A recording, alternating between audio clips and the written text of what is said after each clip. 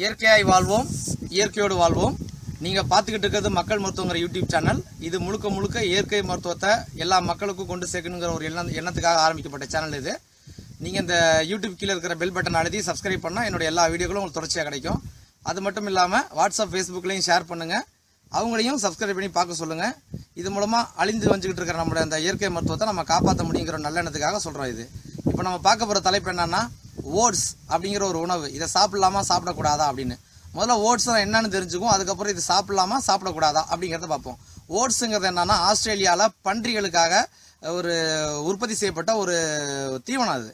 அது அங்கே பன்றி தின்னு மிச்சம் நிறைய ஆனதுக்கப்புறம் என்ன ஆகிப்போச்சுன்னா, அதை வச்சு வெளிநாடுகள் எப்படி காசு ஆக்கலான்னு யோசிச்சான்.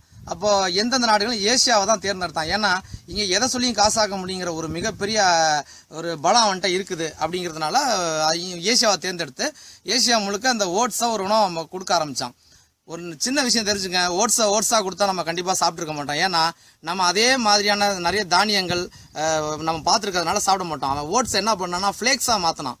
அப்போ நம்மளை நம்ப வச்சான், இது ஒரு சத்தான உணவு, இதை காலையில் சாப்பிடுங்கன்னு.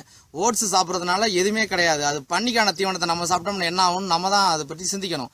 அதனால நம்ம அப்படி அந்த மாதிரி தானியங்கள் சாப்பிடணும்னு விருப்பப்பட்டோம்னா, நம்ம மண்ணினுடைய பூர்வீக தானிய வகைகள் இருக்குது. சோளம் இருக்குது, கம்பு இருக்குது, கேழ்வரகு இருக்குது, இன்னும் நிறைய சிறுதானியங்கள்லாம் இருக்குது. இந்த நம்ம நாட்டு மருந்து கடைகளில் போய் கேட்டு பாருங்கள் என்னென்ன தானியங்கள் இருக்குன்னு. இயற்கை அங்காடிகளில் போய் பாருங்கள். ஓட்ஸை விட சத்தான தானிய பயிர்கள் நம்ம மண்ணிலே விளையுது. இன்னும் இயற்கையான முறையில் அதை பதப்படுத்தி அது காய வச்சு அந்த மாதிரி கொடுத்துக்கிட்டு இருக்கிறாங்க. அதை வாங்கி அரைச்சு, இல்லை அதை வாங்கி நம்ம வேறு ஏதாவது ஃப்ளேக்ஸ் மாதிரி ஏதாவது நம்ம கன்வெர்ட் பண்ணி கூட சாப்பிட்லாம். அதனால ஓட்ஸை ஒரு உணவுன்னு சொல்லி சாப்பிட்றத ஒரு பொழுதும் ஏற்றுக்காதீங்க. ஏன்னா அது உணவே கிடையாது, மனிதனுக்காக உண்டாக்கப்பட்ட உணவு கிடையாது, பன்றிகளுக்கான உணவு அது.